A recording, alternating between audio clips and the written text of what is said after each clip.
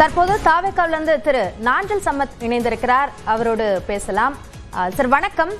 தேர்தல் தேதி அறிவிக்கப்பட்டிருக்கு. தாவேக்கா எந்த அளவுக்கு தயாரா இருக்கு தன்னுடைய முதல் தேர்தலை சந்திக்க? தாவேக்கா தேர்தலை சந்திப்பதற்கு தயார் நிலையில் இருக்கிறது. நாங்கள் நேர்காணல் நடத்தி 60 தொகுதிகளினுடைய வேட்பாளரை எங்கள் தலைவர் அடையாளம் கண்டுவிட்டார். முதல் வேட்பாளர் அறிமுக கூட்டம் நடத்தியதும் தாவேக்கா தான்.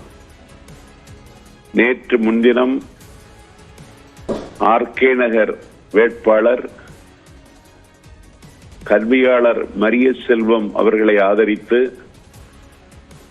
ஆர்கே நகர் சுண்ணாம்புக்கால வாசலில் மாநாடு நிகழ்த்த பொதுக்கூட்டம் நடந்தது. மக்கள் நல திட்டங்களை அந்த மேடையில் பல ஏழைகளுக்கு நாங்கள் வழங்கினோம். வேட்பாளர் என்ற நிலையில் கல்வியாளர் மரிய செல்வம், டாக்டர் மரிய செல்வம், மரிய வில்சன் அவர்கள் அங்கே சில வாக்குறுதிகளை வழங்கினார்கள். மரிய வில்சன் சொல்லுகிற பொழுது என்ன பிரச்சனை என்று ஆர்கே நகர் மாவட்ட செயலாளரிடத்தில் துரா செந்திலிடத்தில் கேட்டார். பெற்றோர்களை கைவிடுகிறார்கள். இந்த தொகுதியில் போதை கலாச்சாரம் படு மோசமாக இந்த தொகுதியை சீரழித்துக் கொண்டிருக்கிறது. அந்த கைவிடப்பட்ட பெற்றோர்கள் உண்ணுகிற உணவிற்கு உத்தரவாதம் இல்லாமல் இருக்கிறார்கள்.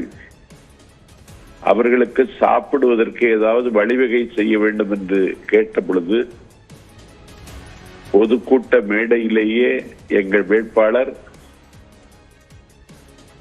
கல்வியாளர் மரிய வில்சன் அவர்கள் முதியவர்களுக்கு மாதம் தோறும் என்னுடைய கல்லூரியிலிருந்து உண்பதற்கு தேவையான, சமையலுக்கு தேவையான பொருட்கள் வரும்.